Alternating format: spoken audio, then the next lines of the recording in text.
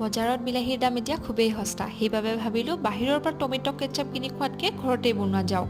তাৰ বাবে মই 1 কিলো বিলাহী ডাঙৰ ডাঙৰকৈ চপ কৰি লৈছোঁ আৰু লগতে দিছোঁ কালাৰৰ বাবে বিটৰুট, গোটা গৰম মছলা, অলপমান ৰচুন আদা আৰু অকণমান পানী। এতিয়া আটাইখিনি প্ৰেছাৰ কুকাৰত 3টা চিটি মাৰিবলৈ দি ঠাণ্ডা হোৱাৰ পাছত গোটা গৰম মছলা কেইটুকুৰা ছেপাৰেট কৰি ব্লেণ্ডাৰত ব্লেণ্ড কৰি চাকনি এখনেৰে ভালদৰে চেকি ল'লোঁ। এতিয়া আটাইখিনি চেকা হৈ গ'ল।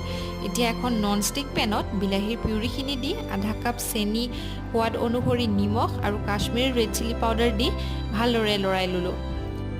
অকণমান সময় লৰোৱাৰ পাছত তাত এড কৰিলোঁ 1/4 কাপ ভিনেগাৰ। এতিয়া আটাইখিনি অকণমান ডাঠ হোৱালৈকে কুক কৰিলোঁ। এয়া চাগে ধৰিব পাৰিছেই যে আমাৰ টমেটো চচ পনীৰ ৰেডি হৈ গ'ল। চেক কৰিবলৈ এটা বাতিত অকণমান দি চালোঁ, দেখিলোঁ পানী ছেপাৰেট হোৱা নাই। আশা কৰোঁ এই চিম্পল ৰেচিপিৰ ভিডিঅ'টো চাই আপোনালোকে ভাল পালে, আৰু যদি ভাল পালে ঘৰত ট্ৰাই কৰিবলৈ নাপাহৰিব।